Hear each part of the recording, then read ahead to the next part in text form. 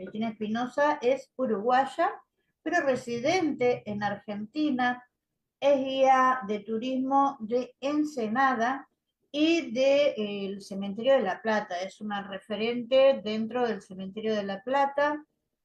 Si no fueron a verla en sus visitas guiadas, los invito a que lo hagan y sobre todo las nocturnas. Es especialista en masonería y escribió el libro Ciudad y Necrópolis junto al escritor Hugo Márcico, donde se habla de las huellas de la masonería en La Plata. Da disertaciones en Argentina, en Uruguay, en España y en Portugal. Sus visitas guiadas con el tema de masonería ya son uno de los atractivos importantes de la ciudad de La Plata, junto con el cementerio.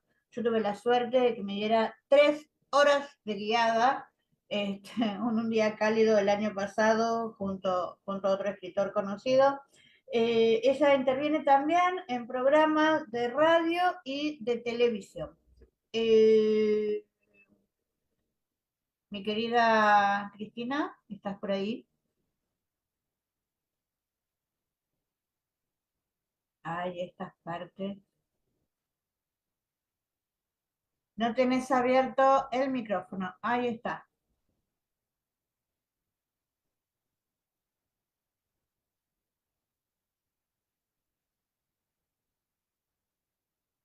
Eh,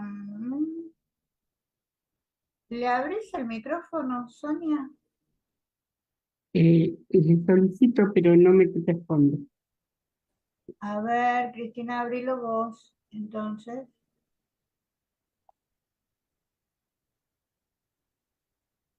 Se está compartiendo video en la pantalla. Sí, sí, la veo.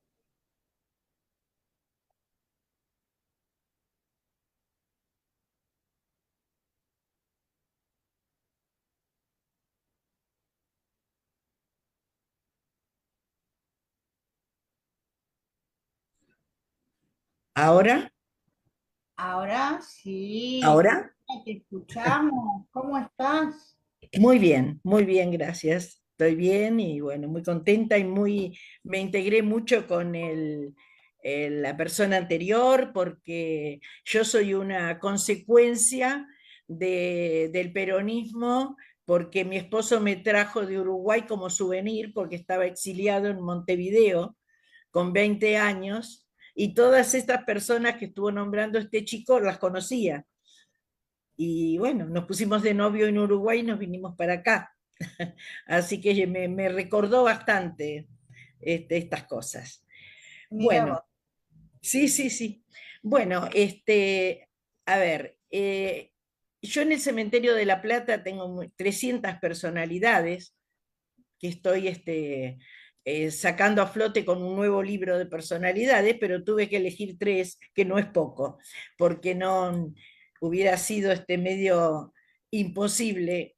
Este, bueno, a ver, la ciudad de La Plata fue fundada para ser capital de la provincia de Buenos Aires, única ciudad del siglo XIX fundada para ser capital, que no es poco.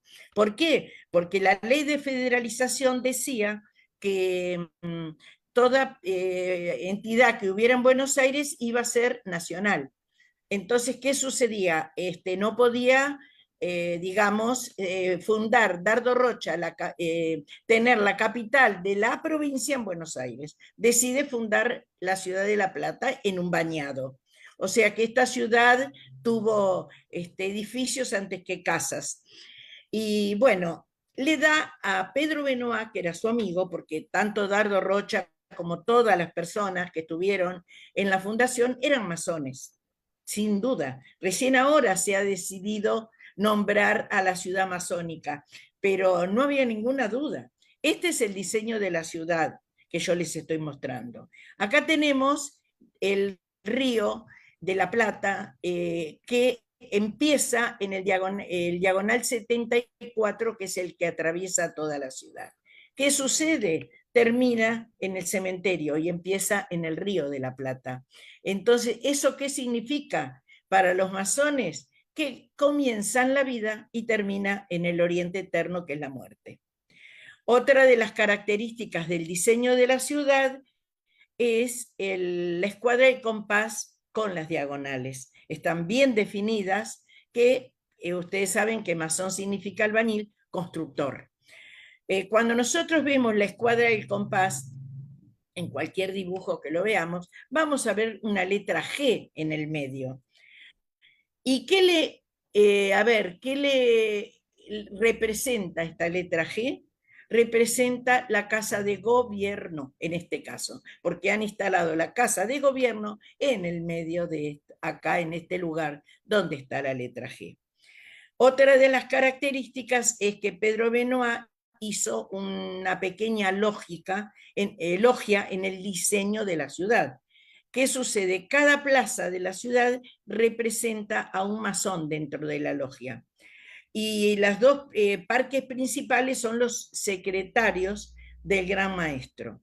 ¿Dónde estaría en esta logia sentado el Gran Maestro? Acá, donde tenemos el bosque platense, que está al este. Siempre el maestro estaría al este. ¿Y qué ubicaron todas estas arquitectos, ingenieros en el bosque platense? Las universidades. Toda la luz y la inteligencia está ubicado en La Plata, en esa zona. ¿Por qué? Porque es la inteligencia, no es poco.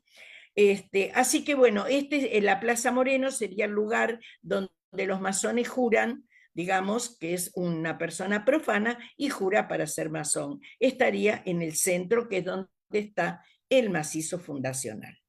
Así que hay mucho para hablar, pero vamos a apurarnos. El cementerio de La Plata es el único hasta ahora del mundo que tiene el mismo diseño de su ciudad. Acá está el monumento a Florentino Ameghino y a partir del monumento vemos las diagonales, que es lo que yo les estuve contando hoy de las diagonales en la ciudad. Bueno, acá tenemos el mismo diseño quiso hacer la misma ciudad de los vivos que de los muertos, que no es poco. Este es el portón principal, hecho también por Pedro Benoit, y que acá tenemos en el triángulo de arriba bien definido lo que es libertad, igualdad y fraternidad, ciencia, justicia y trabajo, nacimiento, vida y muerte.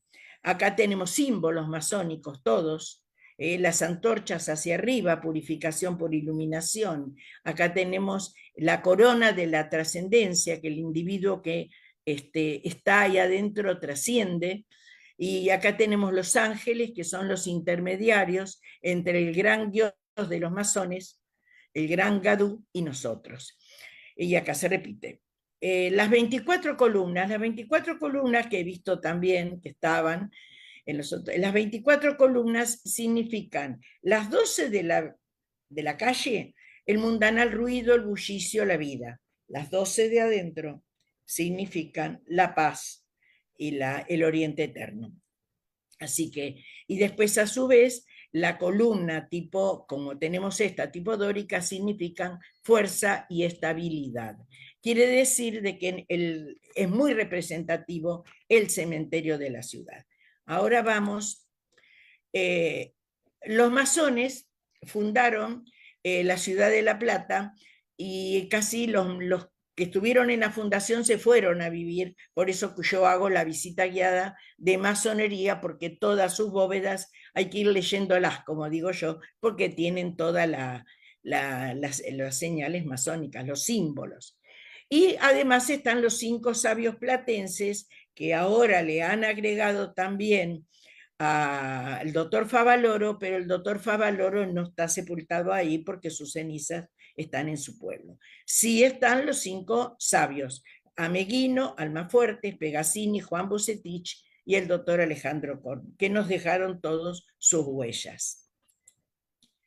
Acá les voy a hablar de un marino que estoy luchando para que se lo reconozca un poco más, porque que está una bóveda ahí nomás a la entrada, porque él fue un gran marino desde muy joven, se dedicó mucho a la fragata Presidente Sarmiento como fragata escuela, y conocía mucho del sur, incluso estuvo en los límites con Chile. Y era hijo de un gran marino, Jalouris, y después lo transformaron el nombre en Francia y quedó Jalour, porque él se casó con una francesa y después se fue a vivir a Estados Unidos. Él era griego y estoy ahora en una lucha a ver si lo pueden poner con el hijo en esa bóveda, porque está en una bóveda abandonado y él fue nada menos que de la fragata de Napoleón III. Fue una gran personalidad y está ahí en el fondo. Bueno, Jalour en 1901 había venido un barco con el Otto Nordenholm, que había venido de Suiza. Toda la parte de Suiza, Noruega, organizaron un viaje al Atlántico Sur. Ellos traían a Otto Nordenholm a las islas de Cerro Nevado y se iban a las Islas Malvinas. Y quedaba Otto ahí junto con algunas otras personas, y Sobral, que era un argentino, que al pasar ellos a comprar, a buscar comida y todo lo que necesitaban para tenerse allá, ¿no? Tanto tiempo en el sur, esa persona, Sobral, los acompañó. O sea que en esa excursión quedaron ahí varados en Cerro Nevado. Cuando quisieron ir el capitán Larsen a buscarlos, encalló su barco, quedó atrapado en el hielo. Entonces, no había tiempo de que vinieran de Europa a rescatarlos. El presidente Roca, que había sido presidente cuando se fundó la ciudad de La Plata y después estaba de nuevo como presidente en 1903, hizo zarpar a la corbeta Uruguay, que era una cáscara de nuez para ir al sur a rescatar a esta gente,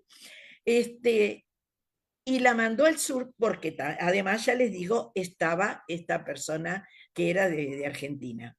Y los rescató a todos. Iba Irízar, Julián Irízar a la cabeza, Jorge Jalour, que era el que conocía de hielos, muchísimo porque ya había estado. Bueno, por ese acto, tanto Suecia como Noruega, en nombre del rey Oscar, le fueron otorgados muchos premios por el auxilio prestado a la expedición polar. Acá en la Argentina realmente no se le dio la trascendencia que fue, pero en los otros países sí. Acá está la foto de donde estuvieron refugiados, que se pasó a ser monumento histórico. Y el alférez de fragata José María Sobral habían estado 24 meses en el hielo. Eso pasó a ser monumento histórico de la República Argentina, y acá está el gran hotel, como digo yo, donde estuvieron 24 meses esas personas. Había que estar con esos grados de temperatura en ese lugar. Bueno, un tiempo antes, después, Jean Charcot, que era jefe de otra expedición a la Antártida, viaja y le pone a 3 islotes que hay acá en la Antártida, 3 islotes, a uno Julián Irízar, a otro Jorge Jalour y a otro Uruguay por la corbeta. Así que si llegan a viajar por allá, ya saben que eso está por esta expedición, que fue homenaje a la hazaña protagonizada que concluyó con el rescate de suecos. En 1904, la corbeta Uruguay tuvo la visión de realizar, eso también es importante, al Observatorio Meteorológico y Magnético, de cambiar las personas que habían estado mucho tiempo, con asiento en la isla Laurie. La expedición francesa de Charcot estaba en graves problemas también. La corbeta zarpó en diciembre con el capitán Galíndez y Jalour, que era experto, veterano en esas campañas en los hielos. Y regresaron a Buenos Aires con un témpano gigante, se habían golpeado. Bueno, regresaron a Buenos Aires todos sanos y salvas, y fue también para darles muchísimos premios al teniente Jalour.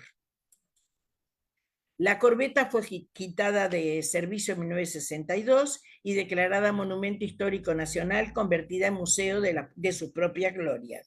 Jalour, en el 19, el grado de capitán, se alejó de las Fuerzas Armadas. estuvo como gobernador en Misiones. Luego, en sus últimos años, se dedicó a la actividad de los alcoholes, estuvo con la fábrica de alcoholes y de vidrio Rigoló. Por eso la familia Rigoló había sido sepultado en Recoleta y él había pedido ser sepultado en La Plata. Entonces Gastón Rigoló le hizo hacer ese panteón que estuve mostrando y descansa en el cementerio de La Plata. Él era masón y perteneció a la logia La Plata 80. Acá tenemos esto que está en el círculo militar, como reconocimiento a ese acto de la corbeta Uruguay. Otra persona que yo le admiro muchísimo porque era un chico realmente, Estegui, descendiente de franceses, el padre era dueño de los molinos Campodónico, por eso lograron tener una posición económica más o menos cómoda, porque el papá falleció cuando él era muy chico y quedó la mamá con él y los hermanos. Entonces, después, bueno, fue corresponsal del Diario El Día y fue la primera víctima mortal de la aviación española. ¿Cómo se llegó a esto? A los 18 años, en 1916, viaja a Francia como soldado, voluntario del ejército francés, porque él tenía un tío allá. Se enrola en el Regimiento 41 de Infantería, siendo partícipe en la Primera Guerra Mundial. Fíjense, 18 años. Tramitó la llamada permisión de vuelo, sumando a la breve de civil militar, porque era acá. Él acá quería formar la escuela de aviación con unos amigos, pero se fue a Europa a perfeccionarse, de donde vino como un profesional y un piloto internacional. Bueno, él peleó ahí contra Inglaterra, Rusia, Estados Unidos, están todos los papeles que tiene la familia acá, además de Italia y el Imperio Austrohúngaro, luchando en varios frentes, pero en su país se ignoraba todo esto. Volonció avión de 2 asientos y luchó en el cielo de los franceses y alemanes. Participó en la batalla más importante que hubo de esa guerra, la más encarnizada de la Primera Guerra Mundial, que se libró el 12 de septiembre del 18. Fíjense que él estaba recién por cumplir los 21 años. Fue reconocido y condecorado. Acá lo vemos junto a su avión. Bueno, él no se había olvidado de que quería fundar la Escuela de Aviación en La Plata. Estaban en el fondo de lo que fue gas del Estado en el dique de la ciudad de La Plata. En 1921 él se viene a la Argentina, se viene para trabajar y crear la escuela que él quería, pero se entera de que las fuerzas españolas estaban arrolladas por los moros en la Segunda Guerra de Marruecos, para lo cual se solicitaban pilotos. No tuvo ningún problema, se anotó enseguida, se alistó y embarcaron rumbo a Marruecos para incorporarse a la región extranjera española, con el grado de alférez. Fíjense en que estaba en 21 años y un poquito. Bueno, acá tenemos que el 27 de septiembre de 1921, decía en el Diario de España, de Madrid, los aviadores voluntarios argentinos, señores Juan José Estegui, Escala y Fausto Iglesias, serán recibidos por el ministro de Guerra. En breve marcharán a la zona de operaciones. Esta era una noviecita de la alcurnia que tenía él, y acá está él junto a... Fíjense que estaba recién por cumplir en los 22 años. Bueno, ahí, llevando en un avión de la compañía de Sevilla, llevaba la ropa del general Franco, que se había olvidado en Marruecos, se la llevaba a España. Iba con piloteaba Estegui, iba con un asistente de Sanjurjo, otro militar que murió también en un accidente de aviación. Estos son las medallas que él tenía, que lo pudo rescatar la familia, y en las colinas del Tánger cayó su avión, lo agarró un viento y murió. Así que con tan jovencito y habiendo hecho tanto como lo que hizo. Bueno, acá están los militares dando la noticia de la muerte de él. El pueblo se asoció, todo el pueblo. Otro cronista decía, una bandera argentina enlutada con un crespón cruzaba la carroza en la parte superior. Fue una gran, en Europa fue terrible la noticia, tengo todos los recortes de los diarios. Acá realmente me enteré yo porque llegando coronas de España cuando es la fecha de su fallecimiento. La comunidad francesa, enrolados en el Centro Cultural Galois, que es el centro francés, lo llamarán Notre Tegui, nuestro Stegui. Tenía también la cualidad de ser bilingüe, facilitado por el origen francés que tenía, y yo lo descubrí un día porque llegó una corona de España y cuando empiezo a estudiar la historia fue impresionante, para los 21 años que tenía.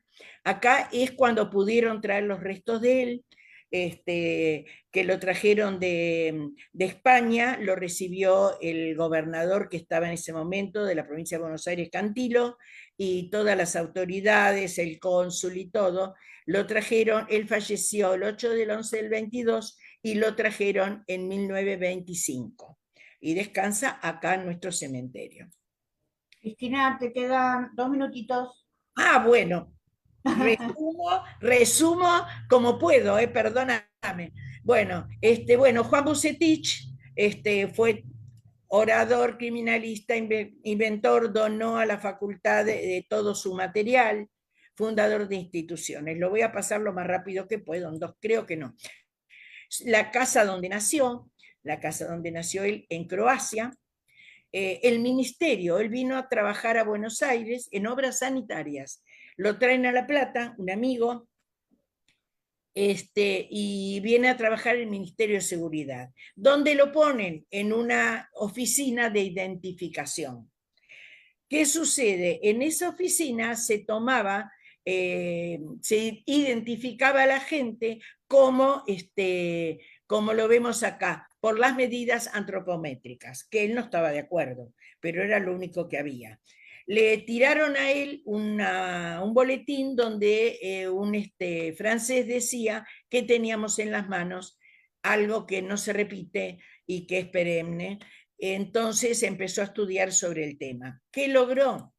Logró identificar las huellas digitales, crear el sistema, y acá este es el caso que esto yo lo pude sacar de la cárcel de Dolores, este expediente, donde dice que está todo el expediente de una señora que había sido la asesina de sus niños y con el método, esto es lo que lo hizo famoso Bucetich, con el método de identificación que creó Bucetich con las manchas de sangre que le trajeron en una puerta, él pudo identificar que el que estaba preso era un señor y la verdadera era la madre, la verdadera asesina.